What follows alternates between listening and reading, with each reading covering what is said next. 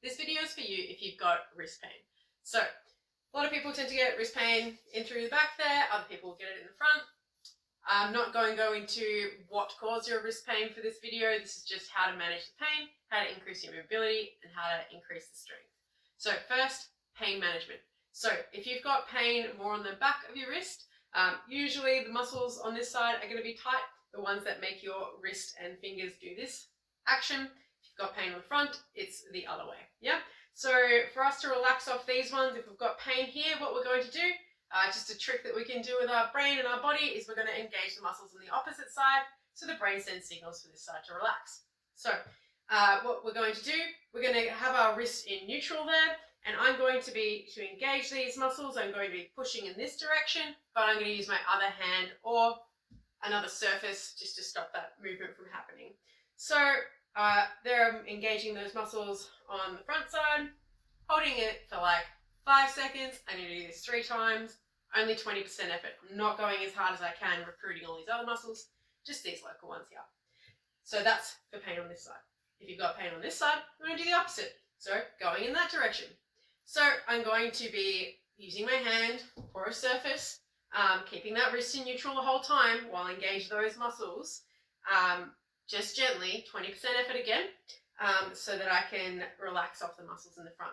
So the rules are, keep the joint in neutral, engage the muscles on one side, 20% effort, hold for 5 seconds, do it 3 times in a row. So this one you can do as many times in the day as you like. It's really just for pain management. So if you've just done something, you've stirred up your wrist, do this one to wind down the pain. The next thing that we're going to do is, before you do any kind of movements, or you want to load your wrist because it's been painful, just to help with the blood flow in that area, it's kind of going to do the opposite of what we just did. So we're going to engage the muscles to bring blood flow to those tendons and the muscles in that area, so that you're more ready to do the movement and be less aggravated. So in this sense, if you're sore in the back there, you're going to be going in this direction. So again, find either a stable surface there, or use your hand and engage the muscles on this side. Again, 20%-ish effort, and you're going to hold it now for a whole 30 seconds, and you're going to do that 5 times before your activity. So if your pain's there, going in this direction, hold 30 seconds, about 20% effort, or even more actually. This one, you're just going to really start to feel those muscles engage, and just get that blood flow going. Again, if your pain is on the front, you're doing the opposite, so going in, yep. Then the next thing that we're really going to want to do is increase our mobility. So there's a few things that we can do. At the start of the day, you can do some super slow wrist circles, just to kind of get that joint moving in a range that's comfortable. We can also put our hands together and then just bring our wrists down to the ground. I find that, especially in the morning, it's really good to just gently ease into it. If you find it comfortable, you can hold that position there. And then you're going to flip it over and you're going to go in the opposite direction, bringing the backs of the wrists up. Again, I prefer just going into it repeatedly. You can hold it though if you like. So this one's a really good one to do for at least 30 seconds to a minute in each direction. Another way to get your wrists moving is to go to the ground and just rock back and forth. So as I'm rocking forward, I'm bending my wrist back. And then what I can do as well is I can put my hands down. So the backs of my hands are on the ground, and as I rock backwards, it's bringing my wrist in the opposite direction. This should not be too painful.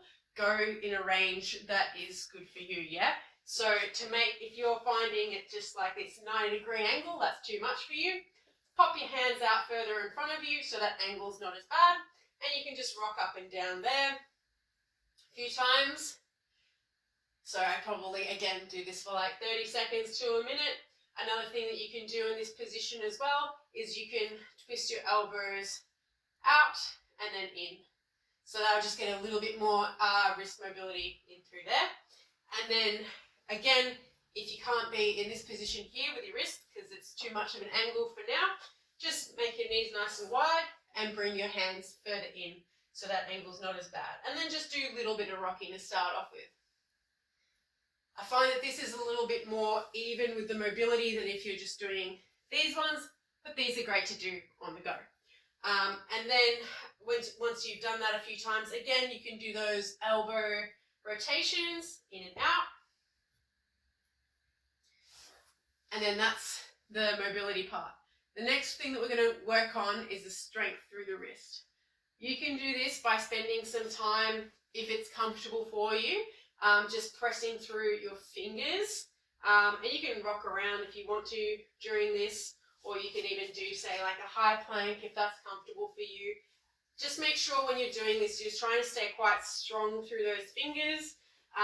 If that's not available to you, you can go onto your fists there, but fingers is best because that's going to strengthen the tendons that cross the wrist joint, and then that's going to make the wrist stronger. The next thing that we can do to strengthen the wrist is going to be using weights. So, a few different things that we can do.